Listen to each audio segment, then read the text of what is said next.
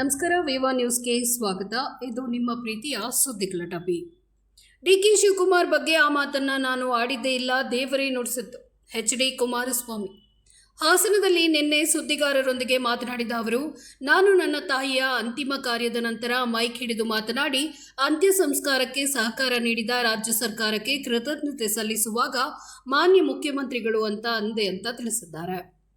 ತಾಯಿ ಚಿನ್ನಮ್ಮ ಅವರ ಅಂತ್ಯ ಸಂಸ್ಕಾರದ ವೇಳೆ ರಾಜ್ಯ ಸರ್ಕಾರ ಮತ್ತು ಕೇಂದ್ರ ಸರ್ಕಾರದ ಜನಪ್ರತಿನಿಧಿಗಳಿಗೆ ಧನ್ಯವಾದ ಹೇಳುವಾಗ ಯಾವುದೇ ಉದ್ದೇಶ ಇಟ್ಕೊಂಡು ಸಿಎಂ ಡಿಕೆ ಶಿವಕುಮಾರ್ ಅವರ ಹೆಸರು ಹೇಳದೆ ಬಿಡಲಿಲ್ಲ.